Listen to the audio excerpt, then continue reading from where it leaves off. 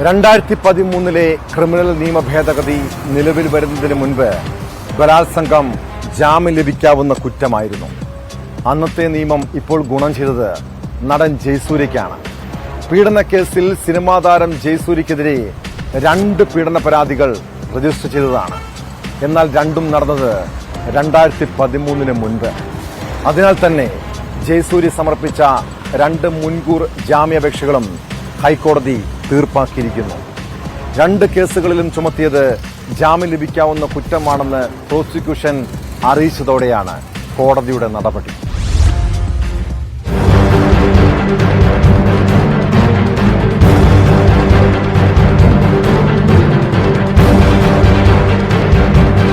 പരാതി അനുസരിച്ച് കുറ്റം ചെയ്തത് 2013 ക്രിമിനൽ നിയമ ഭേദഗതിക്ക് മുൻപായതിനാൽ ജാമ്യം ലഭിക്കുന്ന വകുപ്പുകളാണ് ജയസൂര്യക്കെതിരെ ചുമത്തിയിട്ടുള്ളത്. തിരുവനന്തപുരം കന്റോൺമെന്റ്, കൂത്താട്ടുകുളം പോലീസ് സ്റ്റേഷനുകളിൽ രജിസ്റ്റർ ചെയ്ത കേസുകളിലാണ് നടപടി.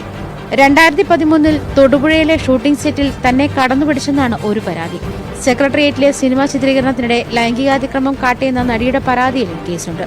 സ്ത്രീത്വത്തെ അപമാനിക്കൽ കുറ്റം ചുമത്തിയാണ് കേസെടുത്തത്. നേരത്തെ നടിയുടെ പ്രാഥമിക മൊഴി പോലീസ് രേഖപ്പെടുത്തിയിരുന്നു.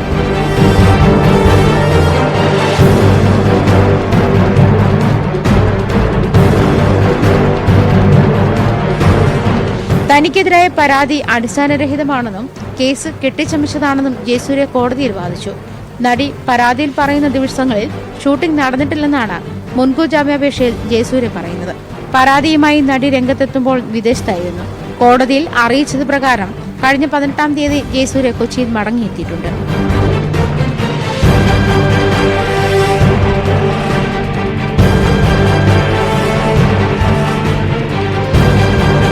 ന്യൂസ് 18 കൊച്ചി.